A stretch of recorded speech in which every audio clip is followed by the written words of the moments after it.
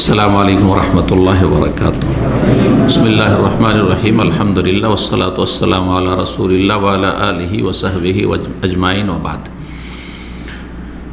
আজ 28শে সফর 1444 হিজরি মোতাবেক 24 সেপ্টেম্বর 2022। আমাদের কাছে 10টি প্রশ্ন আছে। বিভিন্ন দেশ থেকে প্রশ্নগুলি এসেছে।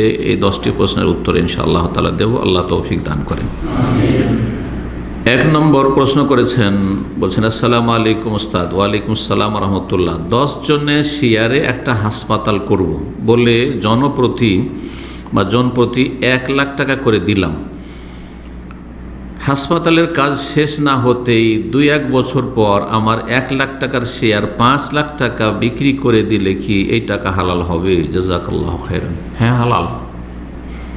1 লাখ টাকা লাগিয়েছিলেন 1 বছর, 2 বছর বা 5 বছর বা 6 মাস আগে, আর 1 লাখ টাকা করে লাগিয়েছেন 10 জনে, তাহলে 10 লাখ টাকা ইনভেস্ট করেছিলেন, আর তারপর হাসপাতাল করলেন, আর তারপরে ভাবছেন যে আমি রাখবো না, আমার ভাগটা আমি বিক্রি করে দেবো। এখন যখন খরিদ্দার আসছে, আপনার ভাগটা 5 লাখ 10 লাখ টাকা, টোটাল 10 লাখ টাকা লাগিয়েছিলেন, একটা ভাগে হয়তো 10 লাখ টাকা হয়ে যাচ্ছে, হতে পারে, যদি হয় জায়েজ, কোনো অসুবিধা নেই, শেয়ার বিক্রি করেন।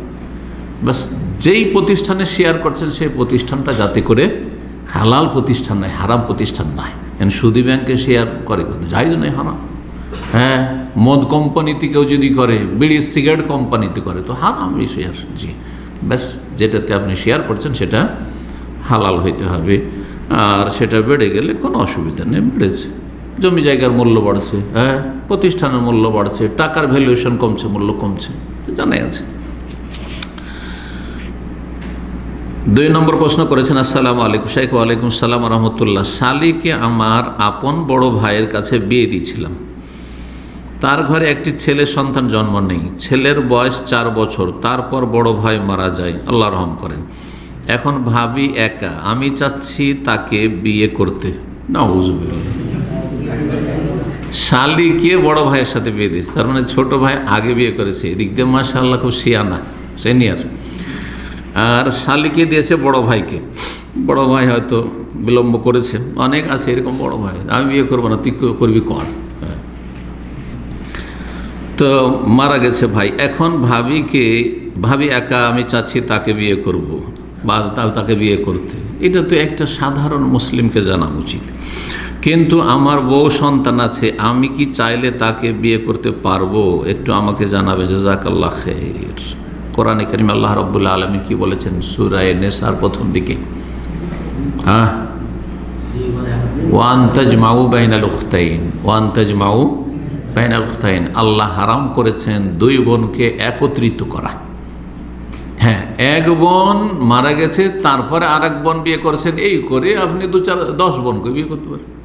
একটা বিয়ে করেছেন, মারা যাচ্ছে, আরেকটা বিয়ে করলেন, তারপরে তার সাথে হলো মেল মহাব্বত হলো না, তালাক দিয়ে দিলেন, তালাকেও। এটাও জেনে রাখা প্রয়োজন। কারণ আমার এলাকার একজন আলেম, ছোটো মোটো মৌলভী সাহেব, আমি তখন মাদ্রাসার ছাত্র, এই ছেলেটার মতো, সে সময় বলছে যে শালিকে বিয়ে করা যাবে, কিন্তু যদি স্ত্রী মারা যায় তখন করা যাবে, আর স্ত্রীকে তালাক দিয়ে শালিকে বিয়ে করা জায়েজ নয়।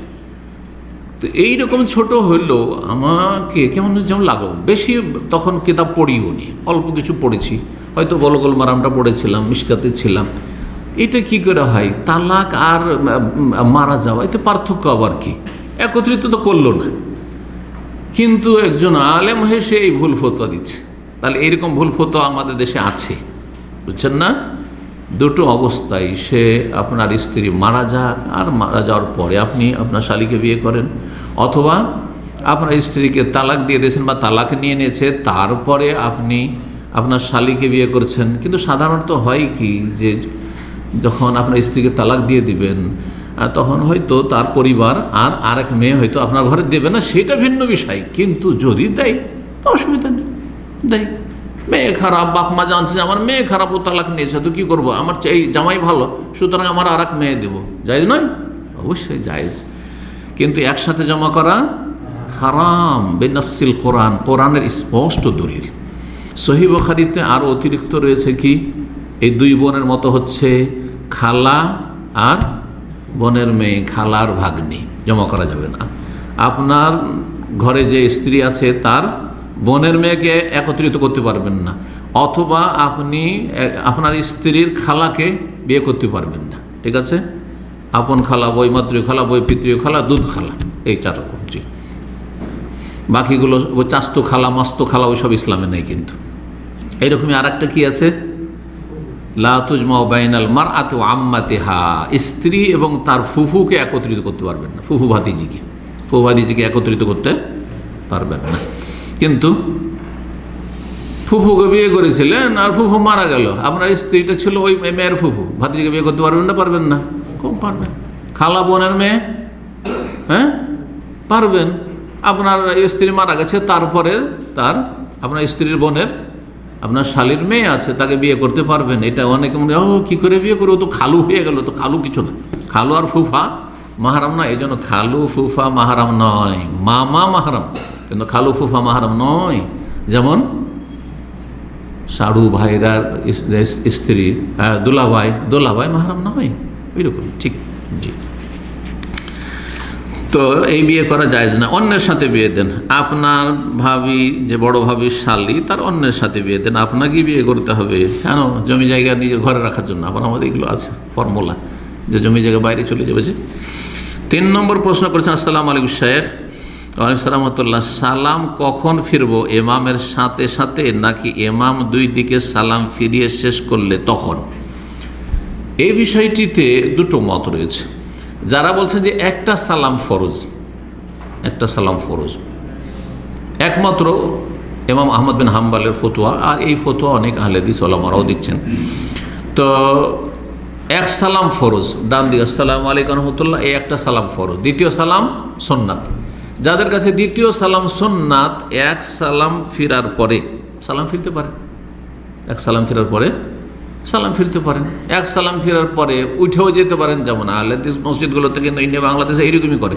কি করে? আহলে হাদিস মসজিদে নামাজ পড়েছেন হানাফিদের মতো, ওরা একদিকে সালাম ফেরার সাথে কি করে, যদি কেউ মাসবুক থাকে 1 রাকাত বাকি আছে, সাথে সাথে উঠে যায়।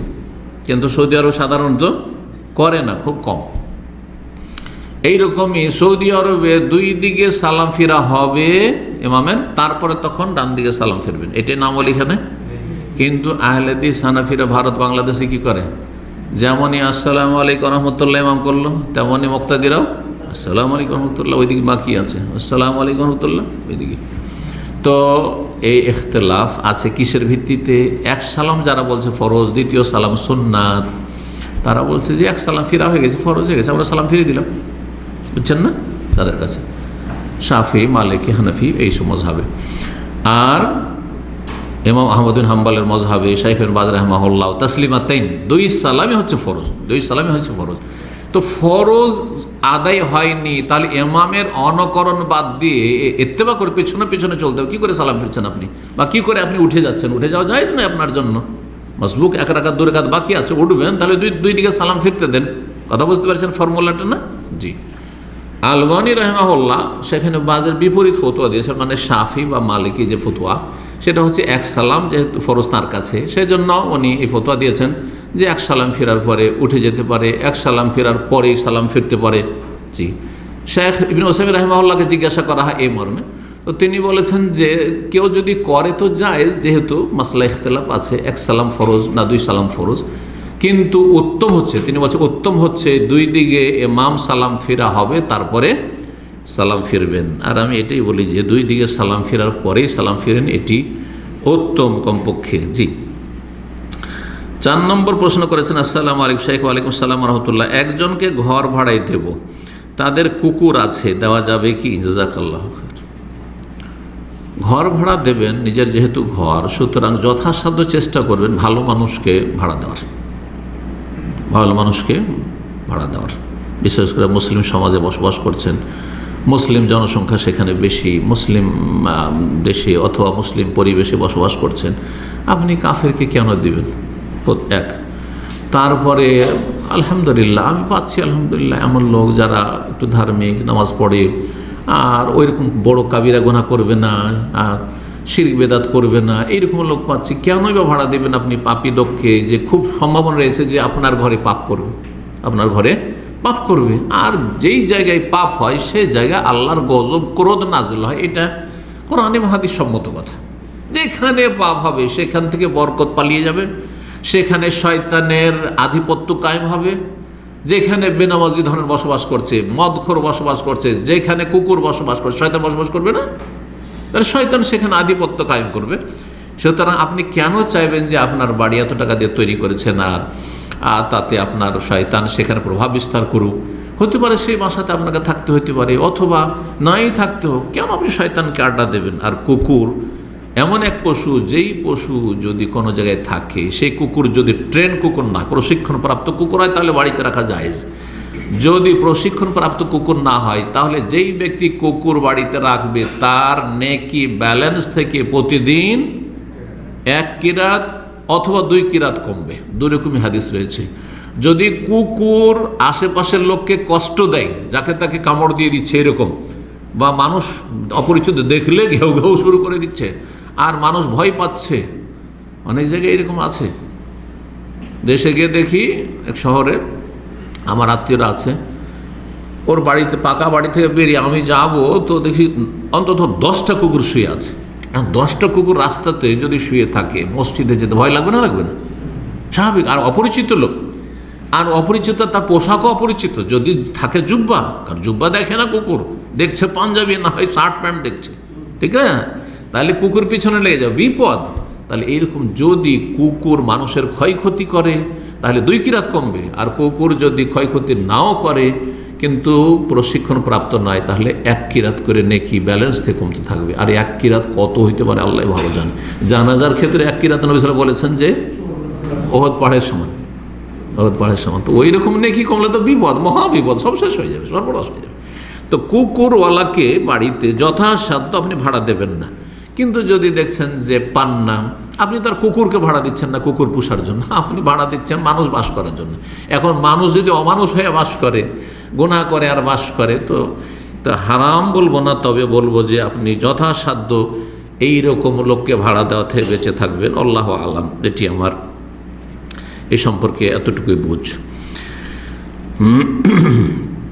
5 নম্বর প্রশ্ন করেছেন, আসসালামু আলাইকুম রহমতুল্লাহ। ওয়ালাইকুম সালাম রহমতুল্লাহ। শেখ, আমার জানার বিষয়, আমরা ইসলাম সম্পর্কে জানতে হলে কোন বইগুলো পড়ব ও কার লেখা বই পড়লে ভালো হবে একটু জানাবেন। যেমন বুলুগুল মারাম লিখেছেন না, বুলুগুল মারাম, এবং অন্যান্য হাদিসের বইগুলো, তাফসীর ইবনে কাসির। বুলুগুল মারাম, তাফসীর ইবনে কাসির, এগুলির স্ট্যান্ডার্ড হচ্ছে অনেক ওপরে, এগুলি অনেক পরে পড়বেন। প্রাথমিক অবস্থায় অথবা মাধ্যমিক অবস্থায় স্টেজে আছেন আপনি, আর বুলুগুল মারাম, তাফসীর ইবনে কাসির পড়বেন, ইসলামের কিছু শিখতে পারবেন না, এটা তরিকা নাই।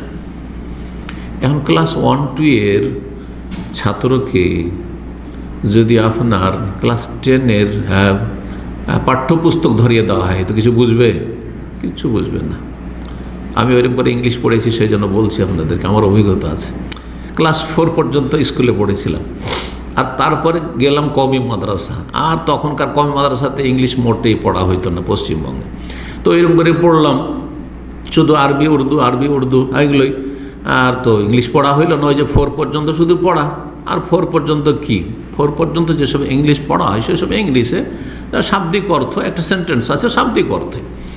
আর হঠাৎ করে বেনারস জামিয়া সালাফিয়াতে যখন ভর্তি হলাম, গিয়ে আলমিয়াতে মদিনা আসবো, সেই জন্য যেহেতু ওখানকার সার্টিফিকেটে মদিনা আসা সহজ তখনকার জন্য, যদিও বড়ই কম্পিটিশন।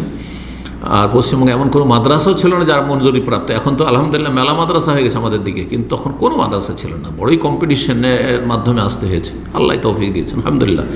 তো ওখানে যখন আসলাম, তো ওখানে বাধ্যতামূলক ইংলিশ, তাও আলিগড় মুসলিম বিশ্ববিদ্যালয়ের ইংলিশ 12 ক্লাসের, আর একবারে 4 থেকে উঠে একবারে 12 ক্লাসে, মাঝখানে 5, 6, 7, 8, 9, 10, 11, কয় বছর? 7 বছরের ইংলিশ কিছুই পড়িনি। আর গ্রামার তো কিছুই জানি না। আমার সাথী সঙ্গে সবাই গ্রামার জানে না, আমি আপনার ভয়েস চেঞ্জ বুঝি, আর না আমি নাউন প্রোনাউন বুঝি, আর অ্যাক্টিভ আর এইসব বুঝি, প্যাসিভ বুঝি না, কিছু মারুফ মাজুর কিচ্ছু বুঝি না, একদম 0 থেকে শুরু। একটা বছর তো শুধু ইংলিশেই বেশি মেহনত করলাম, যে আরবি আমার বেশি পড়ার দরকার, এবছরে ইংলিশ পড়তাম। কিছু ছাত্র ছিল মাদ্রাসার, ওরা আরবিতে কমজোর ছিল, সাথী সঙ্গী, ওদের বললাম ভাই সবচেয়ে মুশকিল কিতাব হানাফি মজহাবের ফেকা হেদায়া, এত মুশকিল কিতাব। তা আমি বলছি ওইটা তোমাদের পড়িয়ে দেবো, আর আমাকে ওর বিনিময়ে কি পড়িয়ে দাও, ইংলিশটা পড়িয়ে দাও। আমি আমার সাথীর কাছ থেকে ইংলিশ পড়েছি টিউশন, পয়সা দিয়ে পড়া, ওই অত টাকা খরচ করে পড়বো, কোথায় পড়বো, কার কাছে? ফ্রি, ওকে ফ্রি পড়িয়ে দিই, আমি ওর কাছে ফ্রি পড়ি। এটা আমার তরিকা, আমার জীবনের কথা বলছি। তো আলহামদুলিল্লাহ একটা বছর মেহনত করে তারপরে অন্য কিতাবে, আরবি কিতাবে 100-তে 95-98 নম্বর, আমার 90 নিচে নেয় আলহামদুলিল্লাহ। কিন্তু এক বছর এত মেহনত করে কত নম্বর নিয়ে এসেছি জানেন? মদিনার সার্টিফিকেট ইংলিশে মাত্র 71। আমার জীবনে সবচেয়ে কম নম্বর এটা, মাত্র 71। তো ওই রকমই যে বলছেন যে আমি প্রথমখানে বলগুল মারাম পড়বো, প্রথমখানে আপনি ইবনে কাসির পড়বো, কি বুঝবেন? হয়তো কি প্রথম আমার শিক্ষক ইংলিশে MA যে আমাদেরকে পড়াইতেন বেনারসে, উনি তর্জমা করতেন, তো শাব্দিক তর্জমা না, শাব্দিক অনুবাদ না, আমি কিছুই বুঝতাম না। ইংলিশে যে লিটারেচারে কিছুই বুঝি না কি বলছে না বলছে, মানে এক একটা করে শব্দ নোট করতাম, এটার অর্থ কী, এটার অর্থ কী, কারণ ওরকম করে পড়েছি, এটার অর্থ কী, এই করে করে তখন আমি যখন অর্থ মিলাইতাম তো মিলতো না, কারণ অনেক সময় ভাব অর্থ। তখন আমার সাথী সঙ্গীগুলোকে বলতাম যে শাব্দিক অর্থ তো মিলে না। তারা বলছে ওইটা ওপর ক্লাসে হয় না, ওইটা নিচের ক্লাসে শাব্দিক অর্থ। This is a pen, this মানে এই, ইজ মানে এই, পেন মানে এই, হ্যাঁ হ্যাঁ, ওয়াজ মানে এই, আর ওপরে এসে ওইসব হয় না, ওই সব শাব্দিক অর্থ দিয়ে কাজ হবে না। তাই বলবো এই অনেক স্ট্যান্ডার্ড, অনেক ওপরে, কথা বোঝা গেছে? তা আমার তিক্ত অভিজ্ঞতা আছে আমার ছাত্র জীবনের। আর তখন ছাত্র ছোট ছোট ছাত্র না, 20-22 বছর বয়স তখন। আলহামদুলিল্লাহ পড়েছি, আলহামদুলিল্লাহ মেহনত করে, আল্লাহ তৌফিক দিয়েছে আলহামদুলিল্লাহ। ওখান থেকে ইংলিশ গ্রামার ভালো জানি, ইংলিশ গ্রামারকে কনভার্ট করা জানি। ইংলিশ গ্রামারে কোন টার্মটি আরবি গ্রামারে কি বলা হয় আমার জন্য সহজ হয়েছে এখানটি শেখা, কারণ আরবি গ্রামারে তো দক্ষ আলহামদুলিল্লাহ। তো আরবি গ্রামার এটা মারুফ, তো এটা মজহুল, অ্যাক্টিভ, প্যাসিভ, তো এই সেই, নাউন মানে ইসিম, আর ভার্ব মানে হচ্ছে ফেল, হ্যাঁ, আর প্রোনাউন মানে হচ্ছে জমির, সহজ। জি জি। তো যাই হোক, কি শিখবেন, লম্বা করে দিলাম কথায় কথায়। শিখবেন কি প্রাথমিক অবস্থায় শুরু করে ছোট ছোট কিতাবগুলিকে তুচ্ছ মনে করবেন না, খুবই গুরুত্বপূর্ণ। শাইখুল ইসলাম আব্দুল্লাহ রাহমাহুল্লাহর কিতাব, শেখ বিন বাজ রাহমাহুল্লাহর কিতাব, শেখ বিন উসাইমিনের কিতাব, আকিদার যে কিতাবগুলি রয়েছে, যেমন দুরুস মুহিম্মা, গুরুত্বপূর্ণ শিক্ষা, যেমন আপনার আল-উসুলুস সালাসা, 3টি মূলনীতি, যেমন রয়েছে মাসাইলুল জাহিলিয়া, জাহিলি মতবাদ, অনেকগুলি অনুবাদ আমি করেছি। তারপরে আকিদা ওয়াসতিয়া ইবনে তাইমিয়া রাহিমাহুল্লাহ, তারপরে আকিদা আল আকিদা শেখ হুমায়ুন সহিহ আকিদা, তার পরিপন্থী বিষয় শেখ ইবনে বাজের, এইরকম ছোট ছোট মেয়ালা কিতাব রয়েছে, আরকান ঈমান, আরকান ইসলামের ওপর, এগুলি পড়বেন। হ্যাঁ কি হুকমত তারিকি সালাত, তো খালি সালাতের মানে আকিদা। তারপরে ফিরফি মাসলা মাসাইল, তো একটা হুকুম শুধু জানা হলে যে বেনামাজি কাফের, কিন্তু মাসলা মাসাইলের জন্য, ফিরফি মাসলা মাসাইলের জন্য কিছু কিতাব, বেশ কিছু কিতাব রয়েছে। তারপরে সেফাতুস সালাতুন নবী আলবানির, এই ধরনের কিতাবগুলি, কিতাবুল জানাজার উপরে, এইভাবে ছোট ছোট কিতাব থেকে শুরু করতে, ছোট ছোট কিতাব থেকে শুরু করতে, তারপরে বড় কিতাব পড়বেন। কিন্তু আমাদের দেশের মানুষের মন মানসিকতা কি, প্রথমখানে কিনবে রিয়াজুস সালেহীন, কি শিখবেন রিয়াজুস সালেহীন, বুলুগুল মারাম, তফসির ইবনে কাসির, না না না, ওইভাবে না। প্রথমখানি কোরআনের তফসির বুঝবো, কি করে বুঝবেন আপনি? BMA পাস করতে তারপরে বুঝবেন, অর্থাৎ ইসলাম সম্পর্কে অনেকটা পড়াশোনা করে তারপরে তফসির বুঝবেন। আল্লাহ তৌফিক দান করুন। 6 নম্বর প্রশ্ন করেছেন, আসসালামু আলাইকুম। ওয়ালাইকুম আসসালাম ওয়া রাহমাতুল্লাহ। আমার জানার বিষয় রমজানের ফিতরা বন্টন সম্পর্কে। 1 সা পরিমাণ 2 কেজি 50 গ্রাম, 2 কেজি 50 গ্রাম, এটা কেউ কেউ বলেছেন, যেমন শেখ বিন উসাইমিন, কিন্তু অধিকাংশ উলামায়ে কেরামগণ, বিজ্ঞ আলেমগণ বলেছেন যে সেটা 3 কেজির কাছাকাছি। আবার কেউ 2.5 কেজি বলেছেন, 2.5ও বলেছেন, 3ও বলেছেন, আর কি বলেছেন 2 কেজি 50 গ্রাম বলেছেন। তো আপনি কমটা নেবেন না বেশিটা দিবেন? সতর্কতামূলক বেশিটা দেন। এই জন্য আরব দেশে 3 কেজির ছোট ছোট প্যাকেট বা বস্তা করা থাকে, যাতে করে মানুষ সন্দেহমুক্ত হয়ে যায়। আলহামদুলিল্লাহ বেশি দিলেন, যদি বেশি হলে তো নফল, বাকিটা নফল হলো, কোনো অসুবিধা নেই। এই ক্ষেত্রে কিছু আলেমারা বাড়াবাড়ি করছেন, না 1 সা 2.5 হয়, 2.5 দিতে হবে। আরে ভাই, আমার শতকরা 40 টাকা 1 টাকা, শতকরা 2.5 টাকা জাকাত ধরেন, তো জাকাত আমি হিসাব করলাম শতকরা 2.5 টাকা করে আমার ধরেন 1000 রিয়াল জাকাত বেরোবে, আমি তো 1500 দিতে অসুবিধা আছে নাকি?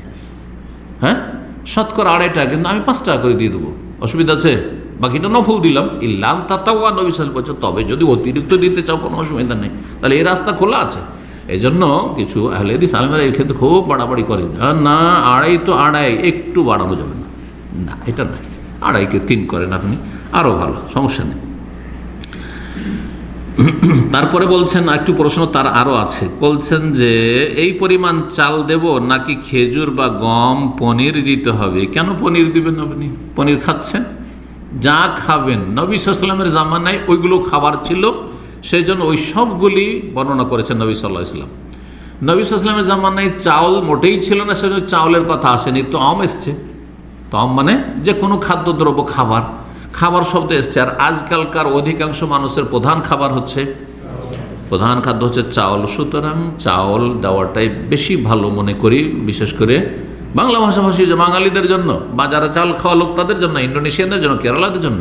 কিন্তু পাকিস্তানি যারা গম খায়, চাউল খায় না, তারা যদি চাউল দেয় তো জায়েজ, কিন্তু তাদের জন্য উত্তম হবে গম দেওয়া, যেহেতু গম খাচ্ছে, গমের রুটি খাচ্ছে, সেজন্য গম দেবে তারা। তবে কেউ যদি দেয়, খেজুর দেয়, জায়েজ আছে, পনির দেয়, জায়েজ আছে, কিন্তু উত্তম কি যেটা প্রধান খাদ্য যেটা খাচ্ছেন সেটা থেকে দেবেন। 7 নম্বর প্রশ্ন করেছেন, আসসালামু আলাইকুম। ওয়ালাইকুম আসসালাম ওয়া রাহমাতুল্লাহ। বোনদেরকে উৎসাহিত করার জন্য বই পুরস্কার ঘোষণা দিয়ে আমল প্রতিযোগিতার আয়োজন করা কি জায়েজ? আমল প্রতিযোগিতা মানে কে কতটা আমল করলেন। আজকে কে তাহাজ্জুদ পড়লেন তো কয় রেকাত পড়লেন, 8 পড়েছেন না 10 না 12 11, তারপরে আজকে সালাতুদ দুহা পড়েছেন কিনা, তারপরে ফজর পড়ে মুসাল্লাতে বসে থেকে জিকির আজকার করেছেন কিনা, এইসব, তারপরে দান সাদকা কতটা করেছেন, এই কথা জিজ্ঞাসা করতে চাইছেন। মহিলাদের প্রশ্ন এটি, কিন্তু বলছেন যে প্রতিযোগিতার আয়োজন করা কি যায়, এরকম সিস্টেমটা যদি এমন হয় 100 নম্বরের আমল থাকবে, শোনেন তরিকাটা তাদের নতুন আবিষ্কার, 100 নম্বরের আমল থাকবে, অংশগ্রহণকারীরা প্রতিদিন তাদের নম্বর জানাবে কি কি আমল করছে বা করেছে বা করেনি, এইরকমটা প্রকাশ করবে না, কি কি আমল করেছে প্রকাশ করবে না, বরং শুধু মোট নাম্বার জানাবে। তার মানে প্রত্যেকটা আমলের নাম্বার দেওয়া হচ্ছে, যে ধরেন এশরাকে এত, সালাতুল দুহা চাস্তে এত, তাহাজ্জুদে এত, আর 100 বার ধরেন কালেমা তাওহীদ পড়লে এত। বলবে না যে আমি এতবার পড়েছি, কিন্তু বলবে যে আমি এত নাম্বার পেয়েছি। তো কে শিখেছে এগুলো? মানজালাল্লাহ বিহিল সুলতান। কেন এগুলো রিয়া না, লোক দেখানো না? হ্যাঁ, আর তার উপরে কম্পিটিশনে ফার্স্ট হওয়া মানুষের স্বভাবই হচ্ছে কি করতে চাই, ফার্স্ট হতে, কে কম করে লিখাবে, হ্যাঁ কে কম করে লিখাবে। আর যদি সততাও থাকে তারপরে কি নিজের আমলগুলি নফল আমলগুলি বাড়াইতে হবে নাকি? ফরজ আমল দেখিয়ে করতে হবে, তো আল্লাহ তো দেখানোর জন্যই তো জামাতে সালাত আদায় করা ফরজ করে দিয়েছেন পুরুষদের জন্য, ঠিক না? বাকি কথা হলো যে আপনি নফল ইবাদত বন্দেগীর জন্য কম্পিটিশন করবেন, মানুষকে উৎসাহিত করার জন্য, এগুলো বিদআতি তরিকা অবলম্বন করা, যা কিছু বোনেরা করছেন, এতে আমল প্রকাশ পাবে না, এভাবে কি জায়েজ আছে? জাযাকাল্লাহ খায়ের। না, আমি মনে করি জায়েজ না, এটা বিদআতি তরিকা, এবং এতে রিয়া এবং লোক দেখানো বিষয়টি কাজ করতে পারে। আর তারপরে এতে অনেকে মিথ্যার আশ্রয় নিতে পারে, সবার ইমান ওই রকম মজবুত নাই। হ্যাঁ, আর তারপর নফল আমল যথাসাধ্য লুকিয়ে রাখো, কম্পিটিশন কেন করতে যাবো? সারা জীবন তাহাজ্জুদ পড়ি যাতে কেউ না জানে, এটা হচ্ছে আসল। সারা জীবন তাহাজ্জুদ পড়ছেন, কেউ না জানে।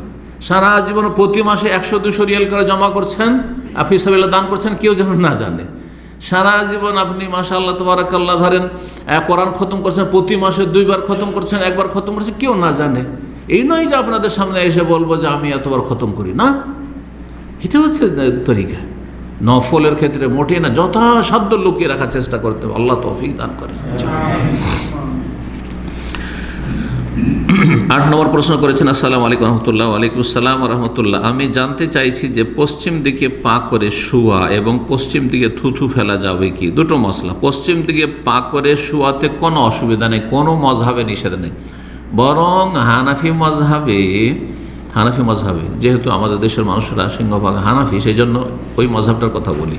অন্য মজহাবও এরকমই আছে জায়েজ, কিন্তু হানাফি মজহাবে যে ফিকহের কিতাবে পদ্ধতি বলা হয়েছে, শুয়ে শুয়ে সলাত আদায় করা ব্যক্তি সম্পর্কে, অসুস্থ ব্যক্তি যে দাঁড়িয়েও সলাত পড়তে পারে না, বৈশাও পড়তে পারে না, শুয়ে শুয়ে শায়িত অবস্থায় সলাত আদায় করতে হচ্ছে, তার তরিকাটা কি, সে কেবলামুখী হবে কেমন করে?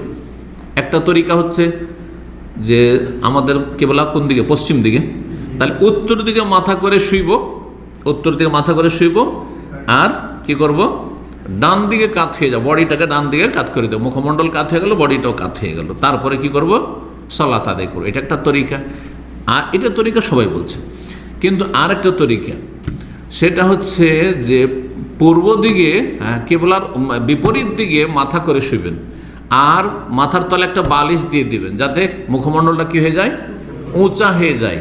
হ্যাঁ, আর উঁচা করে আপনি মুখটাকে উঁচা করে, মুখমণ্ডলটাকে উঁচা করে, মাথাকে উঁচা করে শুইবেন, তো মুখটা কোন দিকে হইল, কেবলামুখী হয়ে গেল। তাহলে এইভাবে এইভাবে শুই, এইভাবে শুই।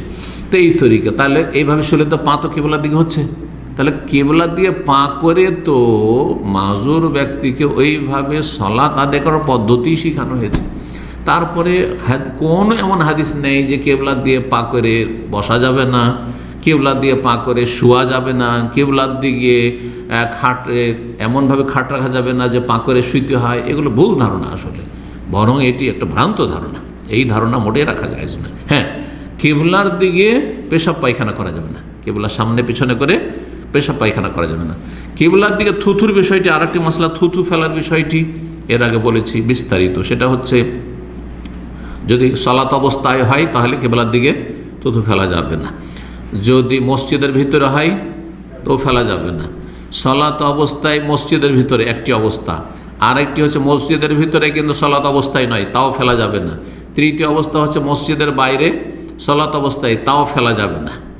কিন্তু মসজিদের বাইরে আছেন আর নামাজও না, নামাজের বাইরে রাস্তায় হাঁটছেন, কিংস ধরে এইদিকে যদি হাঁটেন আপনি, তাহলে কেবলার দিকে মুখ করে তো হাঁটছেন, আর থু ফেললেন, না যাইজ। এইদিকে যদি আমি বাম দিকের থু ফেলি তো না যাইজ, এইরকম না জায়েজের কোনো দলিল নেই। সুতরাং এটি জায়েজ, যদিও কেউ না করে সেটা ভালো কথা, কিন্তু এটা না জায়েজ বলার কোনো প্রমাণ নেই। জি, শুধু কিছু লোকের ইজতিহাদ। এই ছিল 8 নম্বর প্রশ্ন। 9 নম্বর প্রশ্ন বলছেন, আসসালামু আলাইকুম সালামতুল্লাহ, 4 রাকাত নামাজে প্রথম তাশাহুদে যদি ভুল করে দোয়ায়ে মাসুরা পর্যন্ত পড়ে নেওয়া হয়, তাহলে কি সিজদা সহ করতে হবে? জাযাকাল্লাহু খায়র। না, সিজদা সহ করতে হবে না। যদি প্রথম তাশাহুদে কেউ দুরুদ ইব্রাহিমি পড়লো, তারপরে দোয়ায়ে মাসুরা পড়ে নিল, হ্যাঁ, কোনো গুনাহ করে দিয়েছে? না, কোনো গুনাহ করে দেয়নি। বরং তাশাহুদের পরে দুরুদ পড়া, অনেক ওলামারাই বলেছেন যে দুরুদ পড়বে, দুরুদ পড়বে। সেখানে বাদ রাহিমাহুল্লাহর মতে এটি যে প্রথম তাশাহুদে আল্লাহুম্মা সাল্লি আলা আল্লাহু বারিক আলা মুহাম্মাদ পড়েন। জি, যদিও অধিকাংশরা বলছেন যে শুধু আত্তাহিয়াত পর্যন্ত পড়বে, কিন্তু যদি পড়ে নেই অনিচ্ছাকৃত, কোনো দোষ করেনি, সুতরাং সহ সিজদার কোনো প্রয়োজন নেই। জি, 10 নম্বর প্রশ্ন বলছেন, আসসালামু আলাইকুম ওয়ালাইকুম রাহমাতুল্লাহ, কাফের মৃত্যুর খবর শুনে ইন্না লিল্লাহ বলা যাবে কি? জাযাকাল্লাহু খায়র। এই বিষয়টি সম্পর্কে আলোচনা করার প্রয়োজন রয়েছে, আর মানুষের ভুল বোঝা যে রয়েছে বা সংশয় রয়েছে তার নিরসনের প্রয়োজন রয়েছে। কারণ কিছু ওলামারা নাজায়েজ ফতোয়া দিয়েছেন, আবার কেউ আজকাল লিখছে জায়েজ। দুই রকমের ফতোয়া কিন্তু আজকাল সোশ্যাল মিডিয়াতে দেখা যাচ্ছে। শুনেছেন না শোনেন নেই? জায়েজের ফতোয়া দেখেছেন সোশ্যাল মিডিয়াতে, কিন্তু জায়েজের ফতোয়া আছে। তো এখন শেখ ইবনে বাজ থেকেও নকল করেছে যে ইন্না লিল্লাহি ওয়া ইন্না ইলাইহি রাজিউন বললে অসুবিধা নেই, জায়েজ। তো আমি এর উত্তরটা বলি ভালো করে, যাতে ভালো করে বুঝে নেন, যে কোনো আরবি ভাষা বোঝা ব্যক্তি যদি অর্থ বুঝে বলে তাহলে জায়েজ হতে পারে, কিন্তু বাঙালি যেই সেন্স নিয়ে বলে সেই সেন্সে বলা জায়েজ নেই। অর্থাৎ কোনো বাংলাভাষী যেই ব্যক্তি যে কোনো আরবিকে দোয়া মনে করে, আর ইন্না লিল্লাহি ওয়া ইন্না ইলাইহি রাজিউন কি মনে করে আমাদের দেশের মানুষরা? এটা দোয়া মনে করে। কিসের দোয়া? বালা মুসিবতের দোয়া, ঠিক না? বালা মুসিবতের দোয়া হচ্ছে ইন্না লিল্লাহি ওয়া ইন্না ইলাইহি রাজিউন। তো একটা কাফের মরলো আর আপনি বলছেন ইন্না লিল্লাহি ওয়া ইন্না ইলাইহি রাজিউন, আপনি বাঙালি, হ্যাঁ, আর এই তরজমা বুঝে আপনি ওই আকীদা নিয়ে পড়ছেন না, বরং আপনি ভাবছেন যে এটা একটা বালা মুসিবত এসছে, সুতরাং এই মুসিবতের ক্ষেত্রে কি বলতে হবে আমাকে? ইন্না লিল্লাহি ওয়া ইন্না ইলাইহি রাজিউন। তো একটা কাফের মরা কি আপনার জন্য মুসিবত? অনেক ক্ষেত্রে মুসিবত না, তার বিপরীত, আলহামদুলিল্লাহ, ঠিক না? তো সবসময় বলবো না, অনেক কাফের আছে যারা নমনীয়, যারা ভালো, যারা ইসলামের বা মুসলিমের কল্যাণ চায় তাদের ভালো চাইব, তো কিন্তু আখেরাতে জান্নাত চাইতে পারবো না। তো অনেক বিদ্বেষী আছে, সুতরাং সে বিদ্বেষী হোক অথবা সাধারণ কোনো কাফের হোক, কোনো কাফের জন্য সেটাকে মুসিবত মনে করা, দুঃখ মনে করা, শোক মনে করা, আর ইন্না লিল্লাহি ওয়া ইন্না ইলাইহি রাজিউন বলা, যেটা বাঙালি ট্রেডিশন, এটা জায়েজ নাই মোটেই। কারণ শোক প্রকাশ করা আর দুঃখ করা আর মুসিবত ভাবা এটা জায়েজ নাই। দুই নম্বর কথা শুনে, গুরুত্বপূর্ণ একটি কথা, যে আচ্ছা ইন্না লিল্লাহি ওয়া ইন্না ইলাইহি রাজিউন এটি ইবাদত না দুনিয়া? এটা দুনিয়া না ইবাদত? ইবাদত। কারণ আপনি একটি আয়াত পড়ছেন না, একটি আয়াত কারো মৃত্যুতে পড়ছেন, অথবা কোনো একটা হোঁচট খাওয়ার সময় ধরেন একটু আঘাত খেয়েছেন, ইন্না লিল্লাহ বলছেন না? একটা জিনিস হারিয়ে গেল পকেট থেকে, আরে মানি ব্যাগ হারিয়ে গেছে, ইন্না লিল্লাহি ওয়া ইন্না ইলাইহি রাজিউন, এটা ইবাদত না? ইবাদত।